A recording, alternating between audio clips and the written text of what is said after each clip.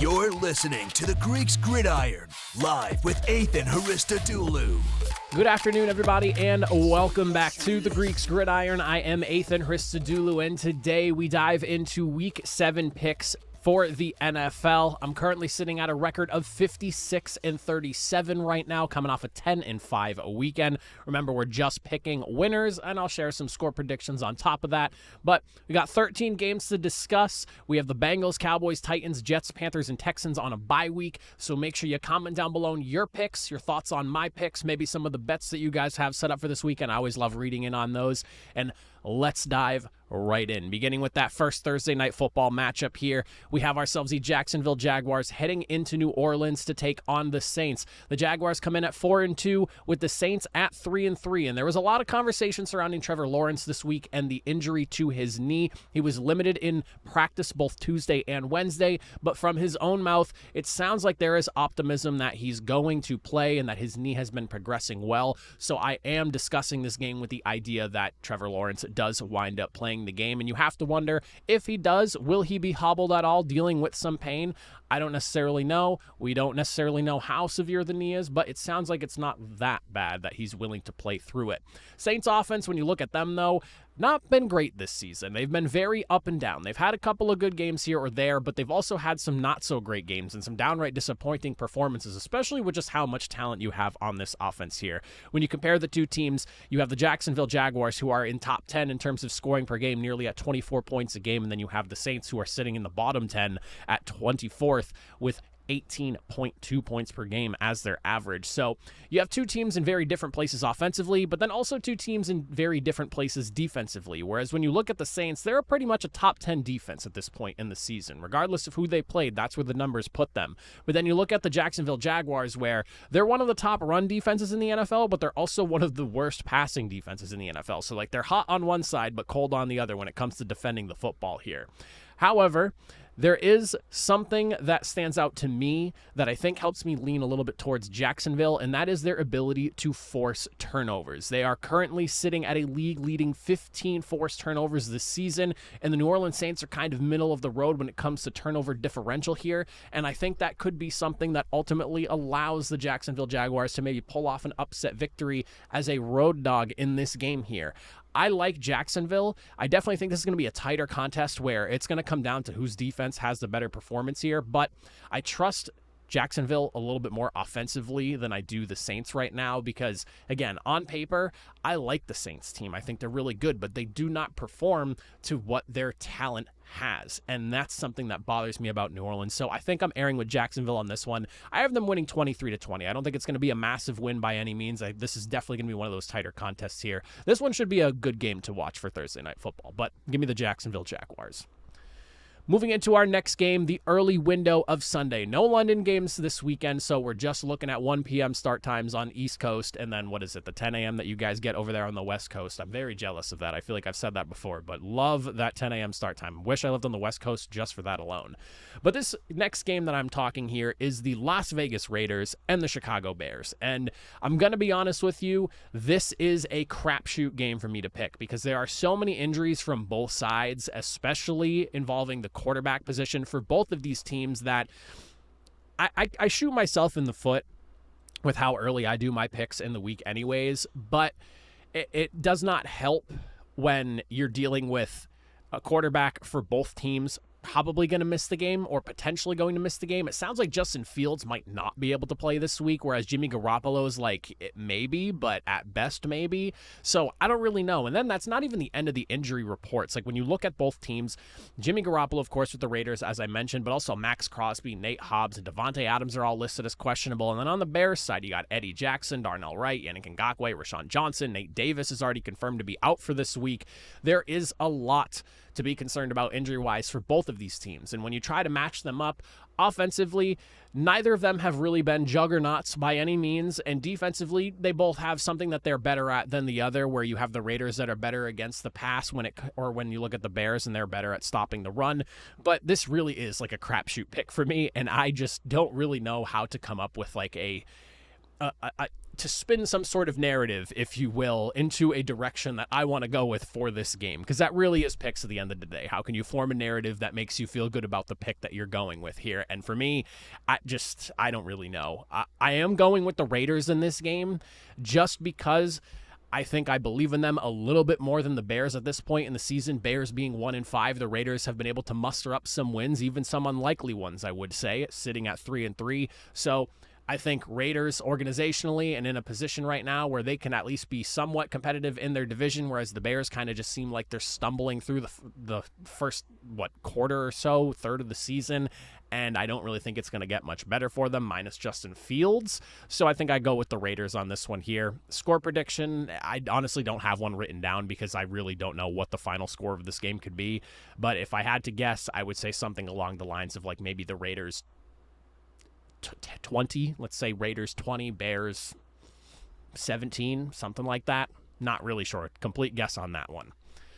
Next game we're looking at, we have ourselves the Cleveland Browns taking on the Indianapolis Colts, as it was announced earlier this week that Anthony Richardson will be getting surgery on that injured shoulder, and he is done for the season. That kind of spoils some things for Indianapolis this year. And on top of that, Grover Stewart was just suspended for 6 games due to a PED violation, and that does not help a run defense that's already ranked 19th in the NFL.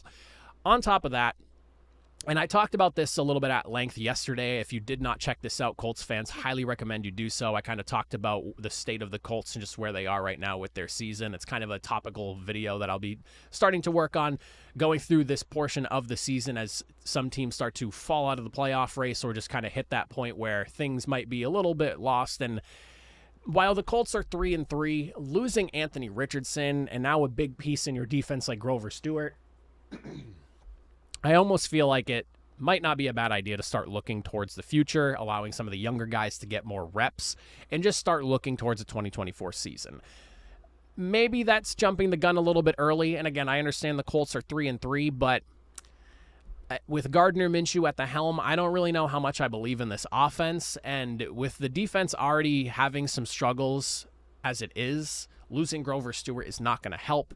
You're going up against Cleveland, who isn't necessarily that great at passing the football, but they are a strong rushing attack, and they boast what is currently on like a historically paced defense right now that I don't quite know if this Colts offense is going to be able to handle. Whether Deshaun Watson plays or not will determine, I think, how bad this game goes for Indianapolis. I'm hoping that Deshaun Watson is playing this week. I really think at this point he should be able to go, but that also, I guess, remains to be seen, and we'll find out come Sunday. But I am taking the Browns on this one. I have the Browns winning. This is going to be a low-scoring affair, I would assume, but something along the lines of like Browns 21, Colts 17, something along those lines, give or take. But I do like the Browns in this matchup. Next, we have ourselves the Buffalo Bills heading into Gillette to take on the Patriots. The Bills sitting at 4-2, taking on a Patriots team that is 1-5 and in complete disarray right now. If you live in the New England area, you know what I'm talking about. The conversation surrounding the Patriots right now is absolutely bananas. There is so much fire bill. We should have never moved on from Tom Brady. Get rid of Mac Jones going on here. Bill O'Brien wasn't the answer. It is an absolute fire show over here in the New England area. And I really don't know how I could pick the Patriots to win this game. Like, all statistics and everything aside, I don't even really need to dive into this one here. And I usually shoot myself in the foot when I say stuff like that, but this is one where the Patriots have been so bad against some of the better teams in the NFL, and their offense is just so poor at moving the football. It took them, I believe it was 10 quarters to finally score, 10, 11 quarters to finally score a touchdown between week 3 and where they are right now. I just don't really see any shot that New England has of winning this game, even with it being at Gillette Stadium. I think Buffalo comes in, and I've got a good feeling that they roll the Patriots in this one here. 33-17, I have the Bills. Best of luck to the Patriots in this one here, but I don't know how anyone could seriously go into this game and confidently pick the Patriots. I would love to know what it is you're sipping on, because it's probably some good stuff. Next game we're looking at here is the Washington Commanders and the New York Giants. Some NFC East rivalries. We have two of the worst, or actually the two worst, pass-protecting offensive lines in the NFL going head-to-head to find out who can be worse for 60 minutes. Both teams' offensive lines combined for a whopping 67 sacks. Washington has one more than the New York Giants do this season, which boggles my mind considering the Monday Night Football game the Giants had against the Seattle Seahawks just a couple of weeks ago here. The possibility of Daniel Jones playing this week is there for the Giants as well, so that is something to look forward to here. But when you look at the Giants offensively, whether they had Daniel Jones or not, they have just not been great at getting the football in the end zone. They are averaging just under 12 points a game, which is crazy to even say out loud. And then both teams' defenses allowing Washington 29 a game, the Giants 28 a game. I mean, this could be a recipe for seeing some more points than some people might expect in this game here, but I don't believe in the Giants offense. I really do not. The offensive line is just not great, and I know they had a fantastic showing against the Bills this week. That was an unbelievable contest that literally came down to the 1 yard line. And I can't and defensively, I should say, fantastic showing for the Giants. Defensively, offensively, not so much, but defensively. I don't know if that was the Bills just kind of looking past them, or maybe the Giants did figure something out defensively. But for me, I don't know how I could go with the Giants in the current state that they're in offensively. This is another one of those teams where it is just not good, and it has not been good for the majority of this season, minus the Cardinals game. There has not been a lot to like about watching this offense over there. Whereas when you at least look at the Commanders, they've had some games where when Sam Howell's playing well, they're a competitive team. I mean, they absolutely took it to the Philadelphia Eagles a few weeks ago, all the way into overtime, and were, this close to pulling off a big upset victory. So I think I'm going to go with the Commanders in this game here. I just have a really hard time leaning towards the Giants. I have the Commanders winning 24-16. A little bit more impressed with what Washington has done offensively. And again, I mean, it really is a battle of whose offensive line could be possibly worse in this game here. And I ultimately think that the Giants wind up losing that battle. Next, we dive into the Atlanta Falcons taking on the Tampa Bay Buccaneers. We have ourselves an NFC South rivalry matchup here. We have two teams that offensively haven't necessarily lit the world on fire. I mean, both of them are averaging fairly low points per game totals here. Atlanta at 16.5 and Tampa Bay at 18. So there's not necessarily a lot to like about them, but they both have some pretty solid defenses. The Falcons coming in as one of only 8 teams with 10-plus turnovers on offense, though, is something that concerns me, because when you look at the Buccaneers, they are one of only 9 teams that have forced 10-plus turnovers this season. I hate Atlanta right now because they are a team that boasts such a strong defense, but watching their offense just throw opportunities away that their defense gives them to potentially come back and win games, and last week was like a prime example of it, is just maddening to watch, and it makes it so hard for me to buy into the Falcons anymore. Because if the Falcons had a slightly more consistent offense, we'd be looking at a really strong Atlanta Falcons defense paired with an offense that's just taking care of the football, but they're not really doing that right now. And with the Buccaneers also being a team that is really good at stopping the run, they're 7th in the NFL right now in average yards per game allowed at only 83. The run game is pretty much the bread and butter of the Atlanta Falcons right now. It's definitely not their passing attack, even though they did maybe find some slight success here or there last week. It was against the Commanders defense that has been a little bit shaky at times. I trust Baker Mayfield more than I do Desmond Ridder, and when you look at both defenses, like I said, both pretty good teams. Buccaneers are kind of coming off a tough loss to the Lions, so I think, sour taste in their mouth. They might want to bounce back, and this is a good bounce back matchup for them against the Falcons. I trust Baker Mayfield more than I do Desmond Ridder. I'm going to take the Buccaneers. I have them winning 21-14. I just can't go with Atlanta anymore. I keep picking them, and they keep just burning me every single time. So I'm going against Atlanta this week. Give me the Buccaneers.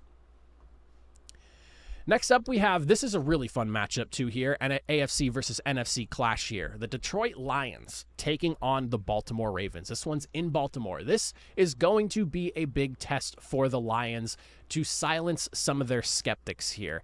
As I've heard a lot of people bring up, who have the Lions played and yada, yada, yada. They beat the injured Chiefs, and even I kind of subscribe to that a little bit. It was not the Chiefs at the strength that they probably needed to be able to win that game, but a win is a win, and the Lions are 5-1, and I currently have them ranked as the number 1 team in the NFL right now.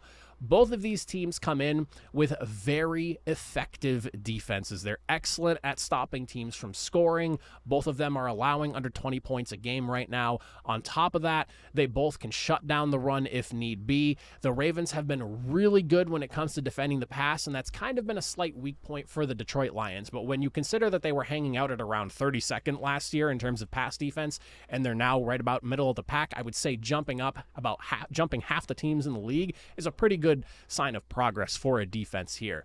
Both teams are in the top 10% of defensive drives ending in an offensive touchdown, with only about 30% of offensive drives ending up in a touchdown for their opponents. So again, it really goes back to just both of these teams boasting some really good defenses.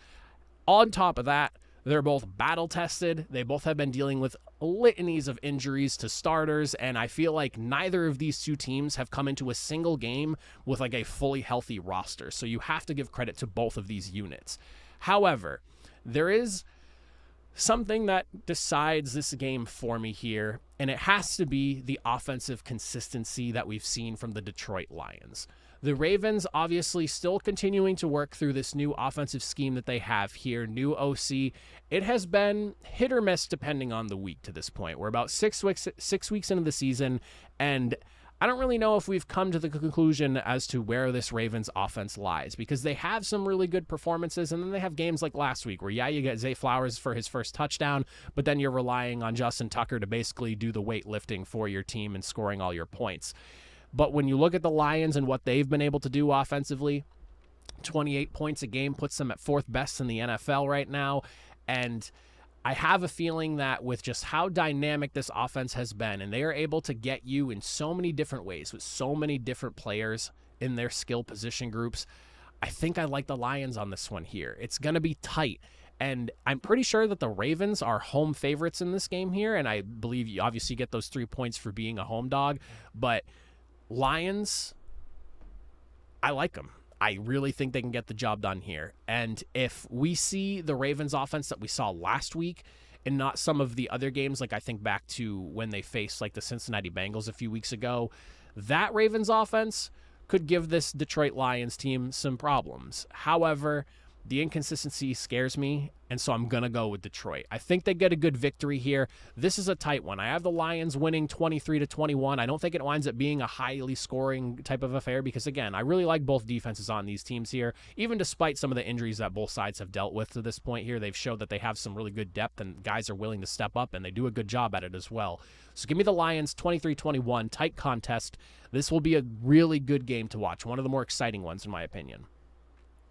Moving into the late window now, though, we have ourselves the Pittsburgh Steelers taking on the LA Rams. This is an interesting matchup here, and honestly, the biggest thing that stands out to me in this matchup here, and one that I really think winds up being the deciding factor, is going to be, can this Rams offensive line hold up against the pass rush of the Pittsburgh Steelers? When you look at the Rams O-line, 16 sacks allowed this season puts them in the upper echelon of the NFL in sacks allowed. Whereas when you look at the Steelers, they are a top 10 defense in pressuring the quarterbacks on 26.1% of their dropbacks.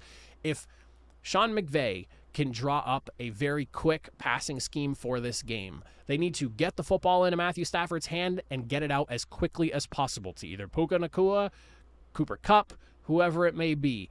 Maybe even try running the football here because, for what it's worth, the Pittsburgh Steelers have not been too great at stopping the run. They're allowing 143 yards a game. And the Rams defense, while not necessarily by any means the most impressive, have been solid. They've been solid. They've had some good showings, especially defending the pass. They're closer to the top half than they are the bottom half of the NFL right now. And I think that if you can just get the ball out of Stafford quickly, you can eliminate the fierce pass rush that Pittsburgh seems to have that is like a game wrecker right now. And despite their offense being able to only score just under 16 points a game, they found themselves at 3-2 right now. I think the Rams can get it done. I don't really trust what they're doing offensively in Pittsburgh right now, and I don't really know what the situation is over there, because the lone touchdown that the Steelers got against the Ravens wasn't even something that Matt Canada called. It was something that Kenny Pickett checked to at the line of scrimmage, and I saw the replays. I've seen the conversation about it. Matt Canada, for what it's worth, did not look too thrilled about that. It feels like there might be animosity there. I don't know. I'm hearing the crowd chants in Pittsburgh, fire Matt Canada. I don't know what's going on with all that, but with all that drama, the Steelers are still 3-2. So I think it's a good close contest. I have the Rams winning 20-17. But I just can't buy into the Pittsburgh Steelers right now with their offense looking as poor as it has.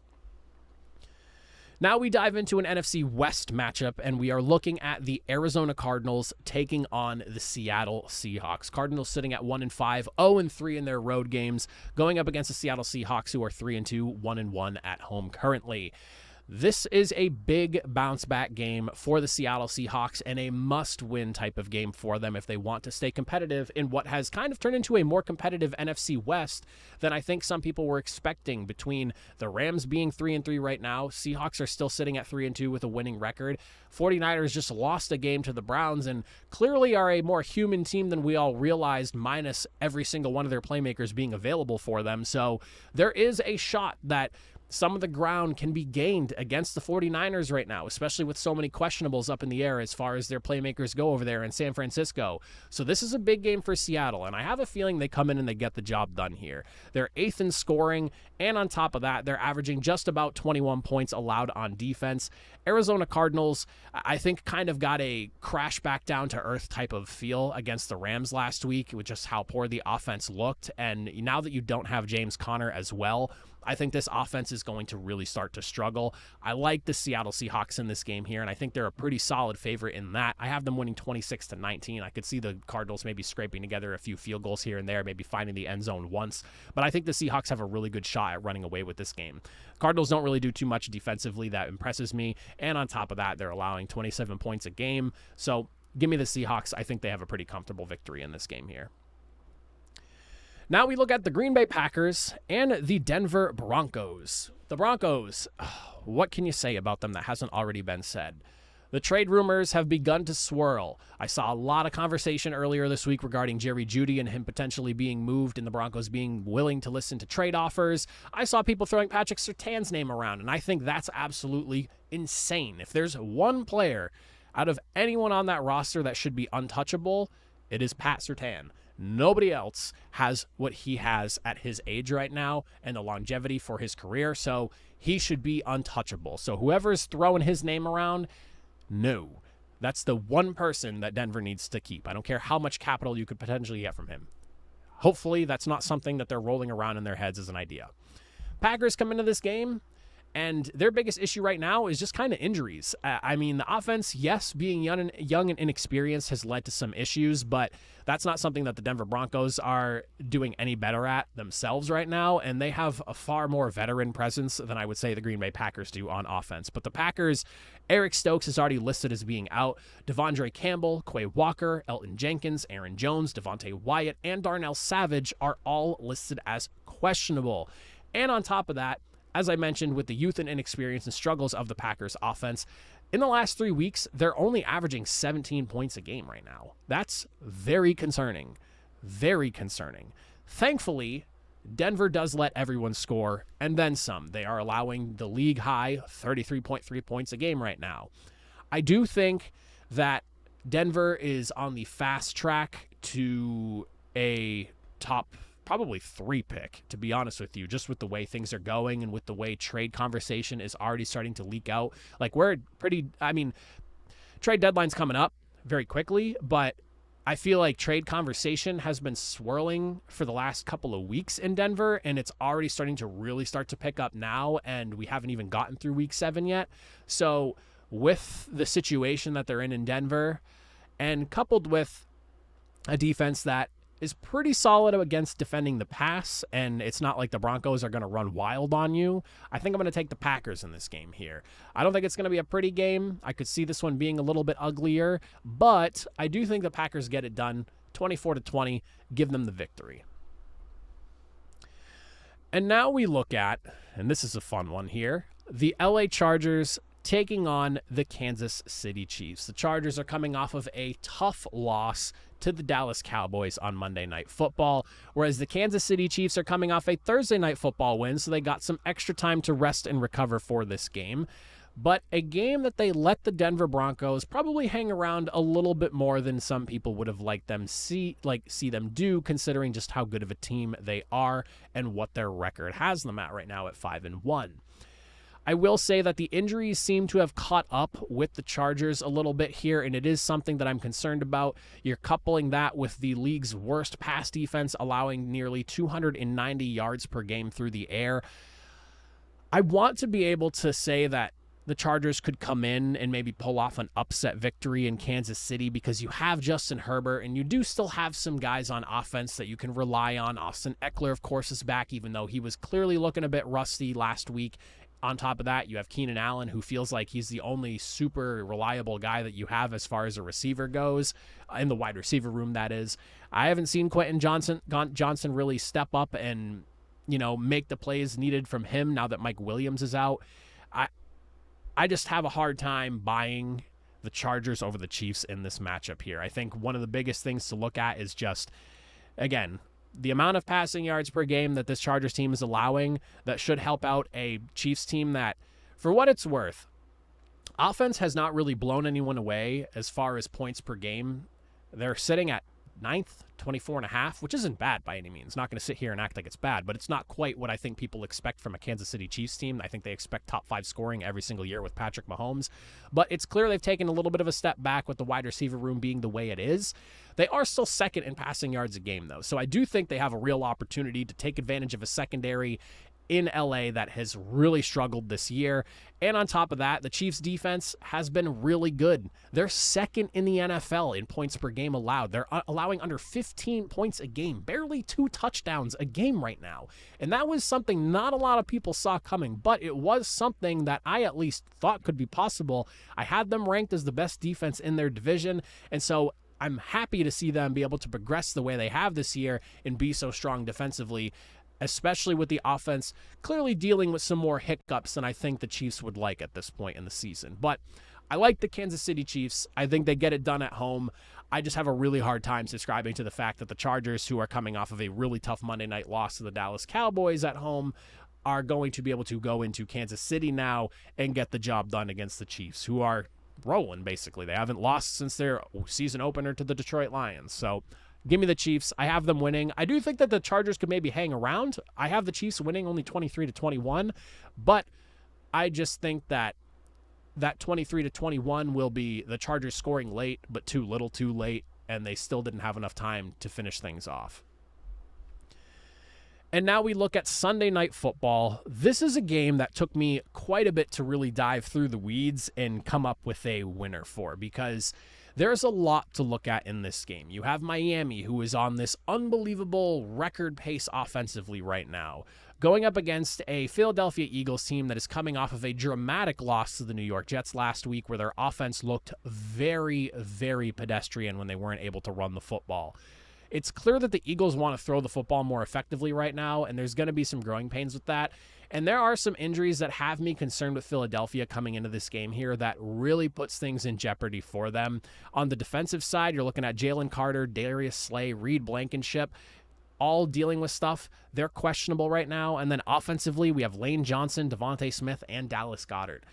I don't know who of those guys are going to wind up missing this game here, but even hypothetically speaking, if you're missing like 2 or 3 of those 6 guys, that's going to hurt your team. Whether it's on offense, whether it's on defense, it's going to hurt, especially Lane Johnson or Devontae Smith. Those are 2 very key pieces to what this team in Philadelphia does offensively. And that being said, when you look at the Dolphins, I mean, they've been able to score against pretty much anyone.